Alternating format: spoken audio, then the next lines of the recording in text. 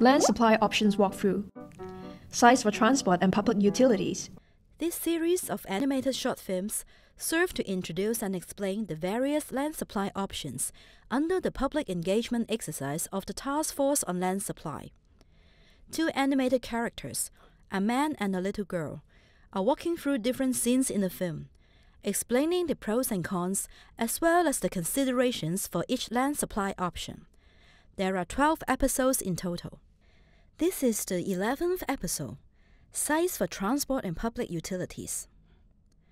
The animated man and little girl are wearing overalls, each holding a spanner. They walk together quickly through different transport infrastructure. For example, railway depot, railway station, and elevated platform on top of busy roads. Land supply option, topside development at transport infrastructure. Hong Kong has excellent transportation networks, with roads, railways, and stations that reach out in all directions. It is suggested that we can take advantages of some main transportation infrastructure for topside housing developments, so as to allow coexistence of both transportation and housing developments in multi-dimension. Background information. The 5 potential sites proposed by the community are Pat Hang Railway Depot, road network between Mei Fu Shan Tsuen and container terminals, coastal strip above the highways at Ma Liu Shui near the Chinese University of Hong Kong, road junction to the southeast of Mei Fu Shan Tsuen, and road interchange in Yau Ma Tei. In fact, the government has all along pursuing topside developments of transportation infrastructure facilities. For instance, several large-scale residential developments were built on top of railway stations and depots. The residential development above Yau Tong Ventilation Building is also underway, and over 14,000 residential units are being planned atop the existing Siu Ho Wan depot in the medium and long term.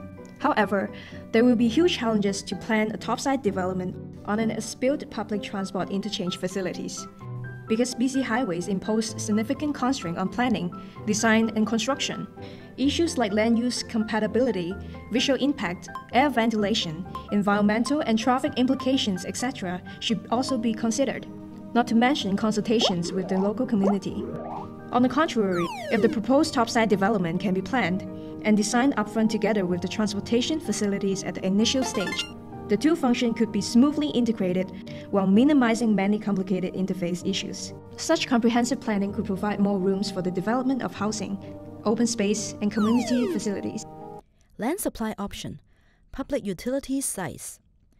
The two characters continue to walk through telephone exchange and different public utility sites.